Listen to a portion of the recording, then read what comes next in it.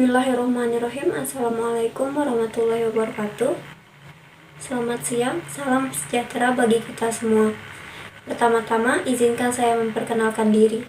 Nama saya Miftahul Wasli, NIM P071311212020 dari kelas 1A, Program Studi Sarjana Terapan Gizi dan Dietetika. Di sini saya akan mempresentasikan makalah saya yang berjudul Pancasila sebagai Tali Persatuan Bangsa.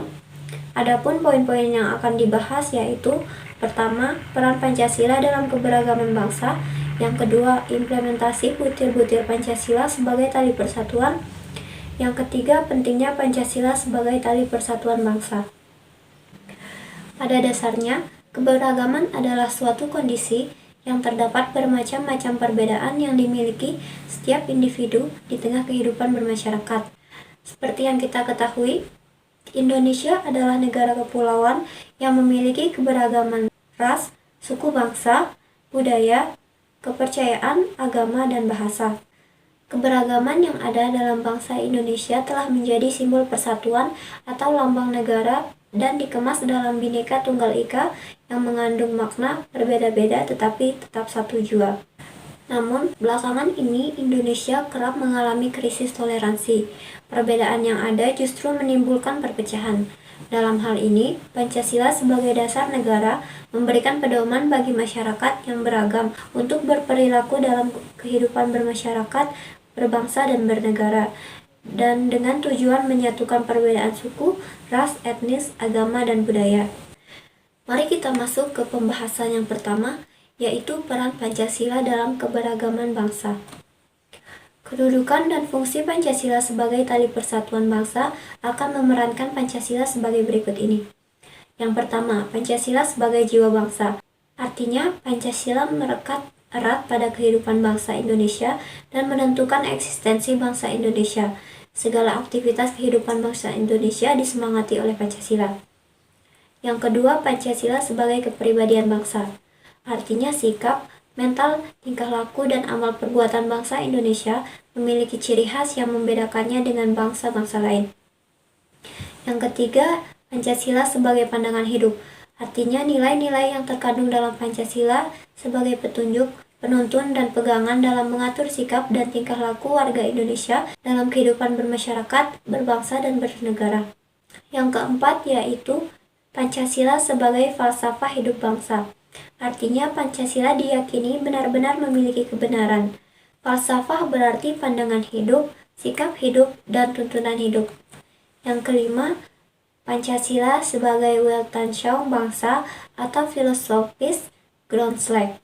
Artinya bangsa Indonesia atau Pancasila sebagai perjanjian luhur rakyat Indonesia melalui perdebatan dan tukar pikiran para pendiri negara. Yang keenam yaitu Pancasila sebagai tolak ukur nilai dan norma negara. Pada era globalisasi, kemajuan iptek membuat bangsa Indonesia memiliki kebudayaan dan keberagaman yang tidak pernah terlihat sebelumnya. Dalam hal ini, Pancasila dapat digunakan sebagai filter untuk memilih keberagaman yang cocok dan sesuai dengan identitas bangsa serta menolak pengaruh buruk globalisasi. Selanjutnya ke pembahasan yang kedua yaitu implementasi butir-butir Pancasila sebagai tali persatuan bangsa.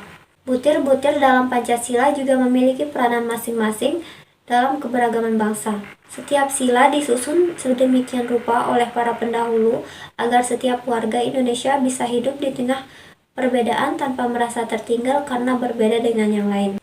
Implementasi masing-masing butir Pancasila sebagai berikut. Sila pertama yaitu ketuhanan yang Maha Esa.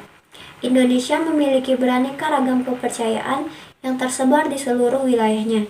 Keberagaman agama inilah yang menjadi salah satu faktor keunikan dan keindahan Indonesia jika dibandingkan dengan negara lain. Sebagai warga negara Indonesia yang baik, sudah sewajarnya bagi kita untuk selalu menghormati kepercayaan yang dianut seseorang dan tidak memaksa mereka untuk mengikuti kepercayaan diri sendiri.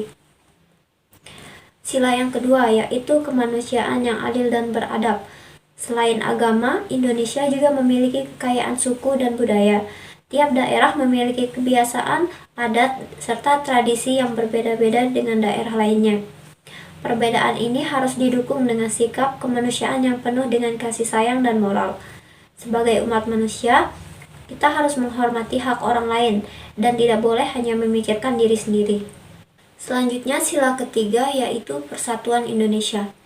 Sila ini menggambarkan bahwa sebagai warga negara Indonesia, kita harus bersatu dan mengutamakan kepentingan bangsa lebih dari kepentingan sendiri, kelompok, maupun golongan. Dengan keberagaman yang dimiliki Indonesia, kita harus selalu berusaha untuk tetap saling menghormati satu sama lain. Karena terlepas dari agama, suku, dan budaya, identitas kita akan selalu sama, yakni sebagai warga negara Indonesia. Selanjutnya, sila keempat, yaitu kerakyatan yang dipimpin oleh hikmat kebijaksanaan dalam permusyawaratan perwakilan. Perbedaan pendapat merupakan sesuatu yang wajar terjadi di negara dengan keragamannya. Namun sila keempat ini menyatukan segala perbedaan pendapat yang ada di seluruh masyarakat Indonesia dan dijadikan suatu keputusan dengan adanya demokrasi secara musyawarah.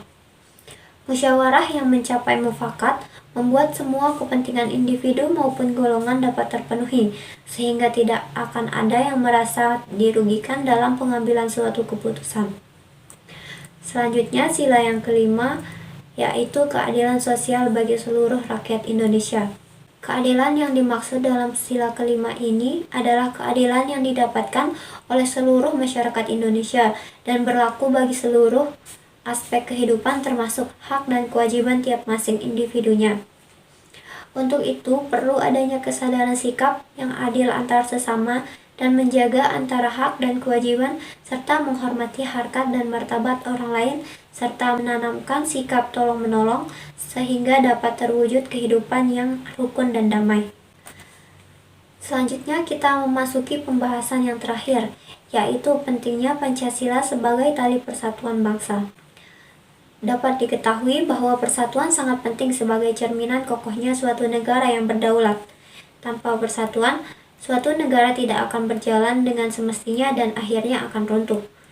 Maka melupakan Pancasila sama artinya dengan mengingkari ikrar, kesepakatan, atau janji bersama sebagai bangsa, yaitu bangsa Indonesia. Pancasila sebagai tali pengikat bangsa yang harus selalu diperkokoh dan digerolakan setiap saat. Oleh karena itu, bangsa Indonesia mencantumkan semboyan Bhinneka Tunggal Ika pada lambang negara.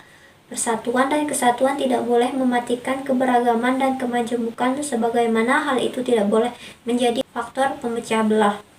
Tetapi harus menjadi sumber daya yang kaya untuk memajukan persatuan dan kesatuan tersebut. Sekian presentasi dari saya, kurang lebihnya mohon maaf. Wabillahi taufiq wal hidayah. Wassalamualaikum warahmatullahi wabarakatuh.